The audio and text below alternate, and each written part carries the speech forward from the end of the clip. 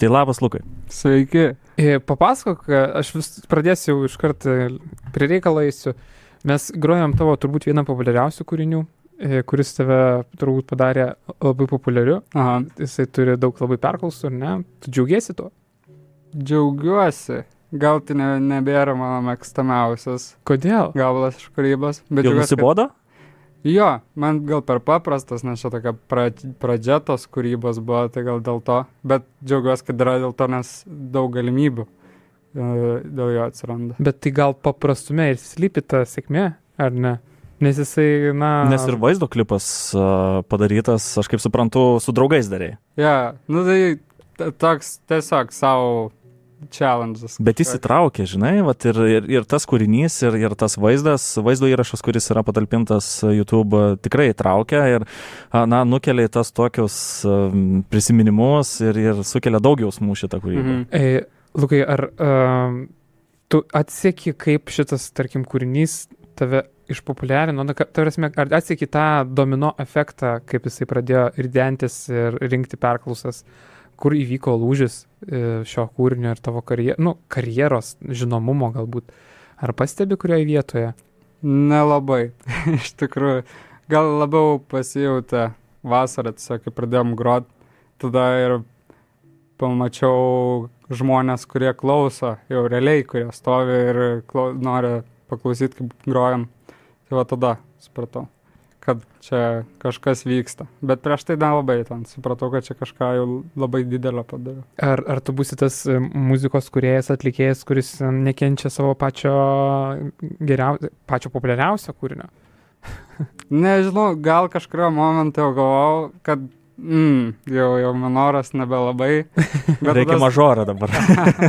Bet supratau, kad jisai tiesiog daug galimybių atvėrė. Realiai ten, kad darė koncertus, kur kviesdavo ir panašiai, tai vien dėl to, nes čia gabalas, kuris daug jūsų surenka ir jisai populiarus. Ir tada mums yra galimybė su bendu pagroti jau gabalus, kurie tikrai mums patinka.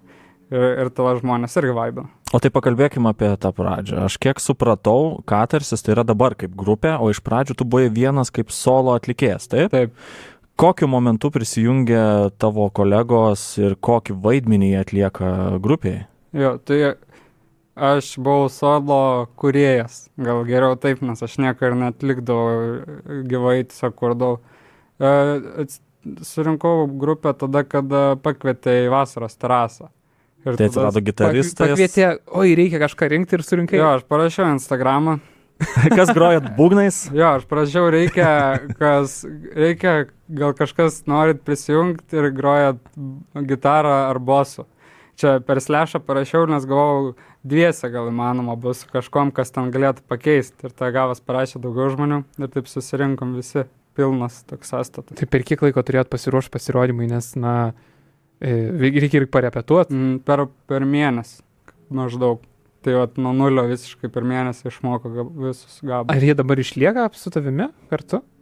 Jo, tie žmonės. Dabar dėl būgnininkų yra biški problemų, dėl to, nes aš dabar kaip ir į Vilnių keliuosi ir čia tada su tais miestais, bet pagrinde didžioji dauguma lieka, basistė ir gitaristas. Tai pats esi iš Pajūrio, taip, iš Klaipėdos. Nes aš galvojau, kad mūsų laidos svečias šį vakarą atvažiavo su visa šita įranga iš Klaipėdos ir galvojau, varge, kaip, kodėl, bet po to išsiaiškinom, kad tu Vilnietis ir Vilniuje tu studijuoji, mokaisi ir dirbi. Praktiką atlieku kol kas ir žadu pagyventi Vilniuje. Okay, ir pakurti, aišku. Taip, aišku. Ir pakoncertuoti. Labai dėkinga vieta Vilnius tam daryti, ar tu jau pajauti tai? Kažkiek pajaučiau, vien iš to, kad man nebebuvo problemų atvažiuoti čia į LRT Opus ir pašnekėti, nes jeigu būčiau Pajūrį, tai tikrai būtų problemų daugiau. Būtų tikra kelionė, bet Klaipėdoje, ar teko kažkur koncertuoti, pasirodyti? Tu sakai, kai tu buvai solo, tai tu tik kurdavai. Ar tavo pirmasis koncertas ir buvo vasaros terasa? Mano pirmasis buvo, kai mane vieną pakvietė dar vasarą prieš. Aš buvau minorą tik išleidęs, man rodos. Ir tada mane pakvietė toksai kaip jaunų patys susigalvojo pasidaryti ant festivalį kažkokį, tai ten klausė kokie 9 žmonės manęs. Tai va tenais grojau su gitara vienas. Nebuvo gerai. 9 tai yra daug, žinok, manęs yra klausę, nieks neklausė. Jo, aš Tai čia 9 dar yra rekordas, žinok. Jo, tai aš čia ne apie publiką, apie savo pasirodymas, kokia nebuvo labai gerai. Ai, o kodėl taip manai, kad dar nebuvai tam pasiruošęs, ar tiesiog susijaudinai tą syk ir viskas taip gavosi? Man tiesiog atrodo, kad vis tiek visa gale ir viską, ką aš noriu, kai sukuriu ir panašiai, ir tada atlikti viską taip, kad žmonės pajaustų tą galę ir panašiai, tai aš jau vienas nebegaliu tą padaryti. Ir tada reikia grupės. Na, kad ir kaip bandžiau save įtikinti, kad vienam čia viską įmanoma padaryti, tai nelabai įmanoma. Reikia vis tiek žmonių šalia. Kaip sako, vienas nueisi toli, o su draugais dar toliau.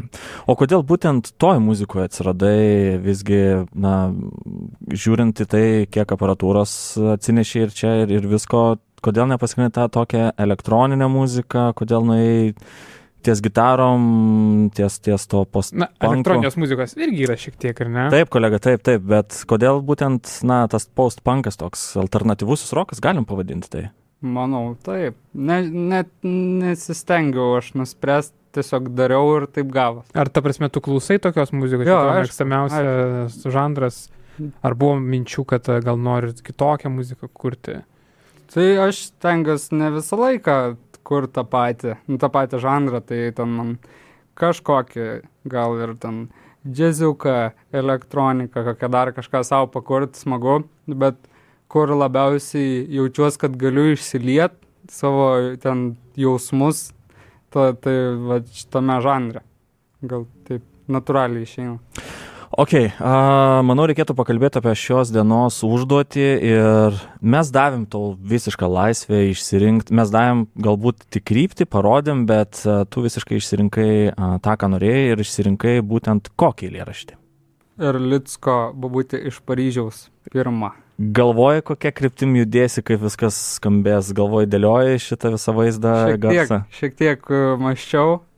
Man tai labai įdomu, kodėl toks pasirinkimas, nes mes turėjom minčių, galvojom, Justino Marcinkevičiaus poezija labai dažnai, tiksliau, yra tapusi muzika ir labai dėkingi tekstai tapti muziką. O kodėl Juozas Erlickas? Jūs parašėt, kad reikia eilėraščio ir aš tai galvoju, net nežinau ką. Ir tada atsimenu, kad aš, kai buvau mažas, kokius ten 8 metų, turėjau Erlicko knygą, eilėraščių knygą, kuri ir buvo pavadinimu Bobutė iš Paryžiaus. Ir ten buvo vienas iš mėgstamiausių eilėraščių, man tai būtent šis. Ar tu bandysi visą eilėraštį paversti kūriniu, ar kažkokią tai dalį čia mums parodyti per tas valandas, nes 2 valandas nėra daug, ar ne? Pabandysiu visą, manau. Nes aš jį dabar atsidaręs ir yra 1, 2, 3, 4, 5 posmelį. Mes kiekvieną kartą duodame arba kažkokį kūrinį remiksuoti, ar perdaryti, ar samplina kažką, tai mūsų svečiai šį kartą tai yra eilėraštis ir mes turime galimybę sugroti, mes privalom paskaityti. Gal pasidalinkime po posmą? Galiu pradėti. Žmonės žinotų, kas pavirs muziką. Aš tik perspėju, kad mes jo visiškai iki šiol nesiruošiam deklamuoti ar skaityti, tai gali būti aš dabar tik klaidų. Taip, aš galiu pirmo posmelį, kolega, kol tu pasiruoši. Gerai. Tai būtų Bobutė iš Paryžiaus. Gyveno kadaise Paryžiui Bobutė. Ji mėgo žiūrėti pro rakto skylutę. Žiūrėdavo dešinę akį primerkus, ką veikia prancūzai, kiek juokės, kiek verkia. Žiūrėdavo šitaip, kas vakarą ilgus, spalvotus prancūziškus nuotykių filmus. Prieš veidrodį stovi markizas iš Balės, jinai su kitu šoko užvakar Baliui. Lukai, pratęsi? Derandu. Gerai, aš tiesiog prie smilkinio glaudžia jisai pistoletą, atodusis. Dieve su dievu Žaneta. Markizė pravirksta, sudėdė Fencezai. Vaidenkis nakčia man, aš lauksiu ilgėsias. Gaiduką paspaudžia ir šūvis pro šalį. Aknie kaip markizas numirti negali. Markizė ir į plaukus įsipina gėlę, prie durų atbėga kornetas Mišelis. Ar tu jau atsidarėjai? Neatsidarėjai. Tėvelį, mamytė, žiūrėkit koks šuolis. Man sakė, kad būsiu rytoj komjaunuolius. Spaga tik tai šmakšt pro raktų skylutę, kairiosios akės nebeturi Bobutė. Čia yra labai, Bet tu pastebėjai. labai sudėtingas eilėraštis. Kodėl tokį pasirinkai? Wow. Man tiesiog žavėjo Erlicko, būtent tą eilėraščių knygą, nes jie tokie greit pasisuka viskas į tokį juodą humorą. Taip. Tai, Erlickas tą mėgo. jo, kad tai man kažkaip patiko. Ne, va, kodėl šito. Mažoras ar minoras bus? Minoras greičiausiai. Pagal paskutinį sakinį, tai taip. Priedainis bus? Pamatysim, nežinau, dabar kol kas. Gerai, leidžiam pradėti, nes laikas tiksi ir mes labai tikimės, kad jau kažką tais išgirsim po 15 minučių, bent jau, kaip tu dėlioji aranžuotę, kaip viskas transformuojasi ir mes gal pasiklausykime muzikos, ar ne? Galim sugrot Des ir sakė, kad jis niekur nepublikuotas, bet atsiuntai, tai vadinasi galim. Tai čia iš ateinančių gabalų nėra jis pabaigtas, bet paklausykit, prašau. Tai visiškai skirtinė galimybė išgirsti dar niekur negirdėtą Katarsio kūrinį. Tikimės, kad patiks. Mes pasiklausom. Ir grįžtame dabar pasikuist po mūsų laidos svečio Katarsio kompiuterį ir pasižiūrėti, kaip ten viskas progresuoja. Kaip sekasi, Lukai? Po biškį. Aš suprantu, kad nelengva, ar ne? Nes nenorėjai čia mums rodyti, ką ten įgrojai, tam tikras partijas. Jo. Sunkiau nei tikėjaisi. Ne, maždaug panašus procesas man būna ir namie darant. Bet ar yra sunkiau kurti ne namie, kurti, kai sėdi du dar žmonės ir trukdo, kalbina? Tai tikrai taip, namie kažkaip lengviau atsiskleist. Bet čia, kai yra eilėraštis, nieko nebereik rašyti pačiam, tai paprašiau. Vat labai įdomu apie tekstus. Kaip jie pas tave gimsta, tu rašai juos? Taip, rašau. Ir ar senai tai darai, nes turbūt reikia išlavinti tą įgūdį parašyti tekstą, gerą tekstą, ar ne? Ir pajausti, kas gerai skambėtų. Nuo pradinių klasių aš ten kažką rašydavau, bet ten šiaip su. Kažkaip niekad rimtai to nepaėmiau. Ir kaip dabar net žiūriu tai kažkaip, kad imčiau ir rašyčiau. Tiesiog gaunas net tas pasiema ir išsilieja to žodžiai. Net nėra kažkaip taip kitaip. Kai mes diskutavom būtent šito klausimu, kai jungėmės visą tavo aparatūrą čia, kad pirmieji tavo teksto įrašymo metodai būdavo tokie, kad tu į telefoną berods įrašydavai, tada persikeldavai kompiuterį. Dabar viskas paprasčiau. Dabar studiją turi, ar kaip viskas vyksta, ar... Dabar turiu mikrofoną, jau viskai brangesnį, kur jau ne telefoną. Ne. Tai paprasčiau. Bet ar turėdavai paauglystėje, kad kas tavo tekstus įvertintų, pasakytų, pakritikuotų, pagirtų, kažkam tais rodydavai, tai savo tėvams, draugams? Mažai kam rodydavau. Čia kažkokia tais gėda, ar kaip? Jo, kažkaip pradžiai man buvo labai aplamai su visa kūryba. Aš ten video darydavau, tai man būdavo labai artimiem žmonėm nebent parodydavau. Kažkaip būdavo tik tais toks nustatymas, kad turiu padaryti tobulai, tada bus verta kažkur parodyti. Ir realiai minoras buvo vienas iš tų, kur man pramušė tą ir galvoju, padarysiu visiškai daužtą video, kur ten kad nesvarbu man čia, ką čia kiti pamanys ar dar kažką ir tiesiog padarau. Tai galim sakyti, žiūrėk, kas gavosi. Galim sakyti, esi perfekcionistas, taip? Turi viskas būti tobulai. Buvau, gal dabar stengiuosi, nebe taip jau sunkiai žiūrėti viską. Nes kai kuriais atvejais tai gali kaip ir pagelbėt, kaip ir, ir pakenkt. Manau, pakenkt dažniau gali negu pagelbėt. Bet pirmieji prisilietimai prie muzikos, tu minėjai apie muzikos, tiksliau, tekstų kūrybą, ar kai tu paauglystėje kurdavai tekstus, su tuo pačiu gimdavo ir muzika? Panašiai, vienu metu aš pasimdavau gitarą, grodavau ir tada kažką pradėdavau baubti ant viršaus ir gaudavau žodžiai. Ar esi išlaikęs tuos tekstus iki šių dienų? Skrinelį kokioj? Telefone, įsirašydavau, kaip groju ir dainuoju. Galbūt kažkada tai virs muzika? Gal, šiaip jo, variantas, manau. Supratau. Ok, pasižiūrėkim nežinau, kokį garselį, gal parodyk mūsų klausytojams. Į kurią pusę žinosim, ar minoras, ar kasgi ten yra. Kažką bandau greitesnio, stipresnio, bet kol kas sunkiai. Nes kiek galėjot girdėti, kai kalbėjome, tai kad Lukas labai intensyviai dirbo ties gitara, jei neklystu dabar. Taip, partijos visokios. Gerai, tai pasiklausykime maždaug bent jau, ką tu gali pasakyti, ką tu dabar mums paleisi čia, kurią dalį, vietą, partiją, kokią. Aš čia pagrindinį tokį visą koležą visų garsiukų stengiuosi sudėti dabar į vieną ir tada intro paliksiu, kad ten kokie tik 2 grotų pradžiai, po to prisijungtų kiti ir pabaiga irgi taip nusiimtų. Tai dabar bandau sudėti visą į tokį vieną gabalą ir po to viską paskirstyti, kad būtų vystymas kažkoks. Pasiklausom šiek tiek.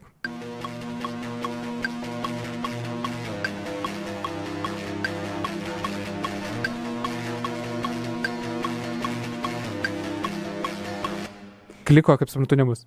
Metronomo. Yeah. Bet iš tikrųjų, tarp mūsų kalbant, aš panašų ritmą ir įsivaizdavau, gyvenu kadaise ir toks, žinai, pumping. Ar bus daug energijos, iš kaip suprantu?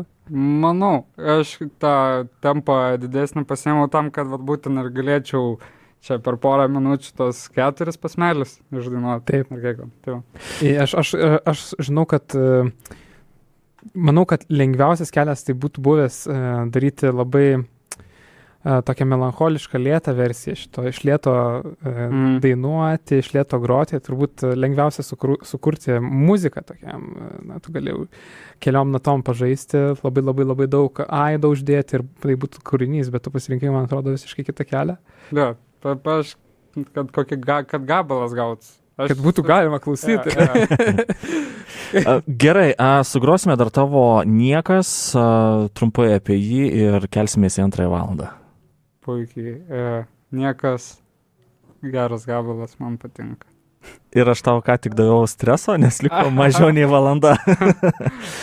Gerai, mėly klausytojai, leidžiame mūsų laidos svečiui toliau darbuotis ties eilėraščių brūkšneliais kūrinių gausis. Taip, šiandien pas mus laidoje Katarsis transformuoja poeziją į muziką, į dainą tiksliau. Jis pats pasirinko Juozo Erlicko eilėraštį pavadinimu Bobutė iš Paryžiaus ir, mes tikimės, kad bus labai įdomu paklausyti.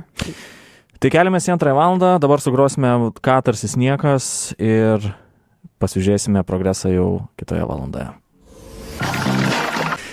Kaip sekasi, Lukai? Matau, kad repuoji, dainuoji, viską darai, atsiklausi, ar galiu parėkti. Kas vyksta? Aš labai gailiuosi, kad tos vietos, tiesiog kelias akimirkas pafilmau telefonu, kaip Lukas dainuoja į mikrofoną. Ir Lukas paklausė, ar galiu parėkti. Labai gailiuosi, kad nenufilmavau, nes iš tikrųjų reikia taip stipriai, kad man atrodo, kad visa šita izoliacija studijos nepadėjo ir tikrai girdėjusi koridoriui. Šitas rėkimas. Jaučias gerkliai. Ar tu šituo norėjai kulminaciją kažkokią kūrinio padaryti? Kažkaip jautės ten, kad reikia parėkti. Nežinau, gerai sakau, nesudėjau dar viską, kad vystytus, tiesiog pasakyti, kur kulminacija, bet ten reikėjo parėkti.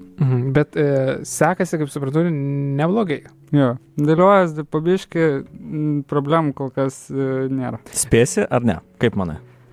Spėsiu. Tikiuosi. Mes neprašom galutinės versijos, ten kažkokios, bet kažką parodyt, kad būtų nuo A iki Z plus minus. Tikrai bus. Mes dar priminam klausytojams, kad pas mus studijoje Katarsis, Lukas, kuris kuria dainą iš poezijos, tiksliau poeziją transformuoja į muziką ir jisai yra pasirinkęs Juozo Erlicko eilėraštį Bobutė iš Paryžiaus. Ir aš, beklausydamas, kaip jis įrašinėja vokalinę dalį kūrinio, tikrai suprantu, kodėl tu pasirinkai, nes tie keisti, tokie ironiški žodžiai, jie labai tinka prie šitos muzikos.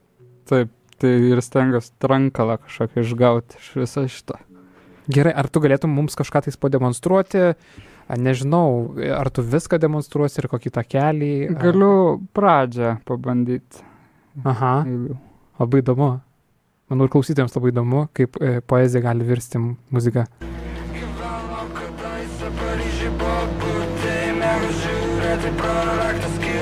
naktį žiūrėdavo dešinę akį primerkus, ką veikia prancūzai, kiek juokas, kiek verkia.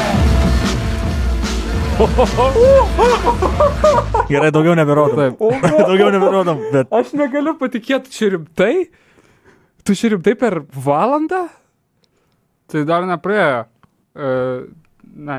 Tai gal pasiliekam ir kuriam tą tavo naują albumą toliau? Greičiau išleisim. Dabar esmė, mes prie albumo prisirašytume ne kaip produceriai, bet kaip tie... Vietos suteikėjai, kad davėm tau vietą. Deadline'o. Deadline'o davėjai. Taip. Tokie, skatintojai. Tu gali, Lukai, tu gali.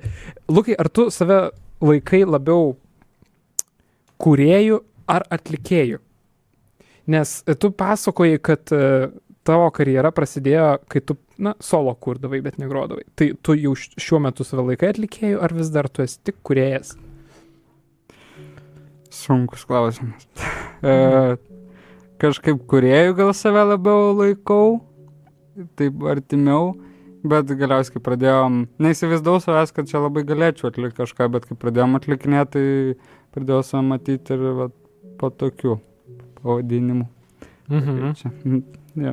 O kurdamas savo muziką jauti, kad, kažkokią grupę, atlikėją, muzikantą, kad, tas skambesys kaip panašus į jį, kažką kopijuoji, lygiuojas, ar turi kažkokių tai idealų, į kuriuos, stengiasi lygiuotis, ar kaip tik nenori lygiuotis į nieką ir būtų unikalus?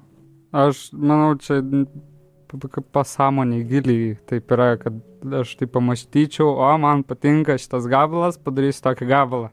Tai kad kopijuot nesistengiu, bet gaunas, kad kažkas labai stringa ir tada tą panaudoju. Gal. Ir manau, tikrai gali girdėtis kažkokių kitų atlikėjų iš mano kūrybos. Tu minėjai, kad tu savo populiariausią kūrinį, apie kurį mes jau kalbėjom, tau jisai per paprastas jau. Ir mano klausimas būtų, tai ką tu pakeistum jau ankstesnėje savo kūryboje? Tu kažką pildytum, tobulintum? Kodėl tu sakai, kad per paprastas, galbūt kiti kūriniai kažkuo tai tau užstringa jau dabar ir norėtum kažką tai koreguoti? Man tai ten per tuščia kulminacija, palyginus ten su nieku, kur atėjo po metų, kai išleidau. Tai kulminacija tikrai jaučias, kad ten tokia tuščia, ir ta, ir viskas. Tai tada man tai tiko, dabar man per tuščią, per tuščiai skamba. Norisi daugiau kažko. Ja. Aha. Kaip tu manai, ar Lietuvoje yra ta kūrybinė laisvė, kad mes galime, gal labiau sakyčiau, dainuoti apie bet ką? Tu šį kartą pasirinkai Juozo Erlicko eilėraštį. Čia jis vienas toks jų švelnesnių šiaip tekstų prasme. Manau, kad jų galima rasti įvairesnių, sudėtingesnių, dar labiau ironiškų, dviprasmiškų ir panašiai. Ir gal net labiau tiesioginių, nebūtinai Juozo Erlicko, bet ir kitų kūryba yra, tokia kartais kontroversiška. Ar tu manai, kad mes esam tokioj Lietuvoje, kur mes galim apie bet ką dainuoti? Aš jaučiuosi, kad taip. Jautiesi laisvas. Taip, aš tai nelabai rūpi man, kad čia kažkas man pasakys, kad per daug tiesmukiška ir kažką. Nesvarbu. Man kaip patinka, taip darau. Manau, kitiem irgi nereikia parintis dėl to. Gerai. Apie ką svajoja Lukas? Trumpas klausimas. Apie ką? Šiuo metu. Įkvėpimų daugiau ir išleist kažką gerą. Svajoji apie įkvėpimus, kad išleist daugiau. Taip. Tai mes tau sugrosim vieną tavo įkvėpimą, Mid-Air Thief, Pietų Korėjos atlikėja grupė. Taip. Tai yra tavo dabartiniai numylėtiniai, galime taip sakyti, nes prieš tai mums dar siuntėjai, kad buvo Vytautas Kernagis, legenda, labai mielas atlikėjas ir kūrėjas. O trumpai apie šitą atlikėją iš Pietų Korėjos. Čia tai net nėra, kad kaip atlikėjas aš radau Spotify šitą gabalą ir klausau ir koks keistas. Šiaip, taip, tą patį pagalvojau. kad kažką veikčiau ir tikrai neklausyčiau tokio gabalo, bet tada aš įsiklausiau ir man tiesiog buvo tiek daug visko ir tiek viską įvairiai panaudoti, kad aš matau, kiek aš galiu pasimti kažkokio medžiagos. Taip, kažką pasimokyti iš to, kaip tas atlikėjas daro, ten visokie efektai, dar kažkas ir kaip viskas susideda, kad tave perkelia kažkokią kitą vietą, kur visokie paukšteliai ten skraido ar kažką. man tas buvo įspūdinga, tai tokių paskatino mane pradėti naudoti daugiau efektų visokių ir kažką eksperimentuoti labiau.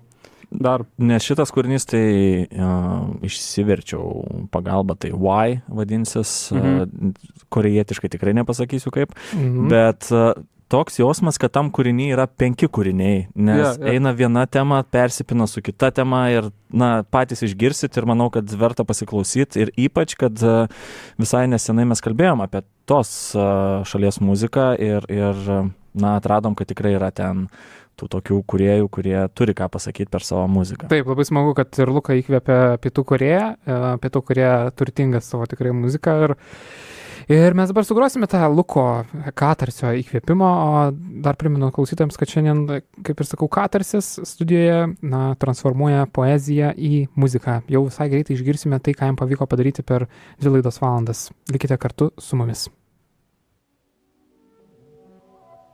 Lukai, viskas, užtempėm kiek galėjom, tiek pagelbėjom, bet matau, kad laikas spaudžia mus visus ir neklausiu, kaip sekėsi, pritrūko laiko, taip? Taip. Ir girdim jau fone netgi kažką, okei, labai gerai. Tai kiek suspėjai? Procentaliai galbūt? Suspėjau kaip ir visą eilėraštį ten išrėkti. Gal tiesiog norėtų įvairumo kažką, dabar pakankamai repetityvu. Aha. Bet iš esmės suspėjau. Ar tau patiko ši avantiūra? Labai. Ar tau šiaip yra artima improvizacijos apskritai? Tu mėgsti improvizuotai kažką tai veikti? Tai aš kaip ir sakiau, kad kaip aš to žodžius, kai rašinėdavau seniau, tai aš tiesiog pasimdavau gitarą ir kažką dainuodavau ant viršaus ir taip gaudavau žodžiai. Tai būtent per improvizaciją. Ar būna kažkada tai sunku kurti kažką tai? Būna, kad noriu sukurti, bet negaliu. Tai aišku. Bet jeigu noriu sukurti, tada sukuriu. Man gal sunkiau būna jau su tais techniniais dalykais, rašymais ir panašiai. Čia jau reikia atskiro dar noro ir įkvėpimo tam. Aha, ta prasme įrašyti techniškai. Taip, nes tada atsiranda dar papildoma kūryba, bet jau nebe tokia paprasta, kaip tiesiog pasiimti gitarą ir kažką dainuoti. Kokios trukmės mes turime šį kūrinį, kurį tu įrašyti čia per 2 valandas LRT Opus studijoje? Po minutę 40. Labai gerai. Labai greitai išrėkiai. Greitai išrėkiai. Bet priedainio nėra, ar ne? Ne, kažkaip to nesigavo. Taip. Gerai, bet tai gal labai įdomu pasiklausyti. Mes parodė, kaip reikia deklamuoti šį eilėraštį, nes mes nesam specialistai deklamavimo, į konkursus tikrai neįdavom. Tai parodė, kaip o jei eidavom, tai paskutinį vietą užimdavom, kaip suprantat iš mūsų deklamavimo. Tai tikrai visiškai. Taip, kad visos lazdos neįmus. Tai vat, pasiklausom, bandom. Gerai. Pamanau esminį pavadinimą. Bobutė iš Paryžiaus 1. Prašau. Žiūrėjom. Gyveno kadaise Paryžiui bobutė, mėgo žiūrėti pro raktą skylutę, žiūrėdavo dešinę akį primerkus, ką veikia prancūzai, kiek juokas, kiek verkia.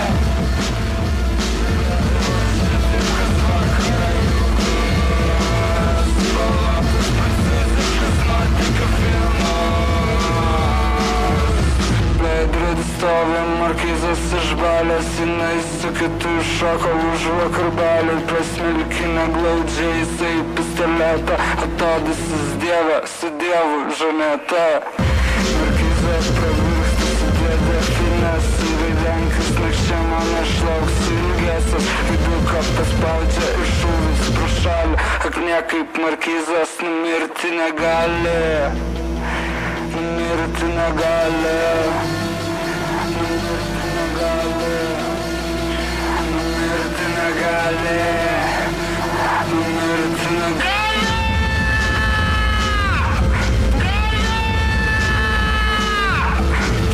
Markizai plaukus susipina gėlę, prie durų atbėga kornetas Mišelis. Tėvelį, mamytė, žiūrėkit, koks šuolis, man sakė, kad būsiu rytoj komjaunuolį. Kad tik išmakšti pro raktą skylutę, kairios pasakies nebeturi bobutė. Na, mes taip nepadeklamuotume, bet buvo, wow.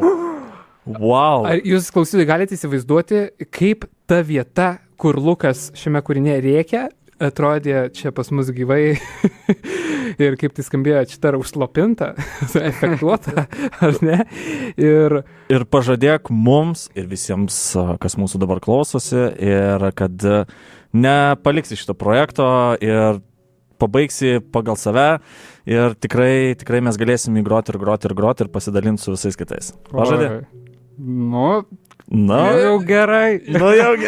Prispaudėm. Bet tu prisižadėjai gyvam eterį, tai kad niekur nedingsi. Aš manau, kad, klausytojai, jei jūs dabar girdite, ar jums patiko šis rokas ir Luko kūrinys, Katarsio. tai nepabijokit jam parašyti ir pasakyti, kad pabaig šį kūrinį ir Duokim visi spaudimą. paduokim jam spaudimo, kad kaip reikalas ir Puikiai. ir manau, kad jis dar daugiau kūrybos padarys. Labai būtų įdomu, ką Juozas Erlickas pasakytų, ar ne? Ką jis, kaip tu manai? Oi, gal pabijočiau parodyti. Kaip visada pasakytų dviprasmiškai. Gal mes už tave parodysim, mes pastovausim šio kūrinio klausimu. Puikiai.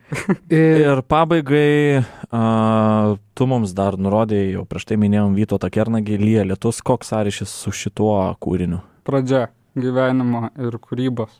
Ir tavo asmeninės, ir Katarsio, ir visai, ne? Taip. Nežinau. Okay. Labai gerai. Mes irgi dar apšalinės labai gerai. Gali eksportuoti, aš noriu važiuodamas namo dar pasiklausyti. Gerai. Tai ačiū tau, kad apsilankai pas mus. Tikrai šauniai susitvarkys su šitą užduotim. Klausytojams priminam, kad šiandien laidoje pas mus lankėsi Katarsis. Jisai dirbo visas 2 valandas ir kūrė dainą, tiksliau transformavo poeziją, Juozo Erlicko eilėraštį Babutė iš Paryžiaus į tai, ką jūs girdėjote visai prieš kelias akimirkas. Ir jei visos laidos neišgirdote, viso pokalbio, viso proceso kūrybinę neišgirdote, galite jį paklausyti dar kartą lrt.lt audiotekoje, visose populiariausiose tinklalaidžių platformose.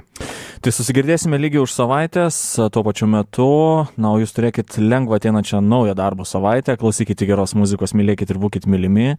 Su jumis šiandieną buvo Katarsis. Gytis Judys ir Ignas Klėjus. Ačiū, kad pakvietėt.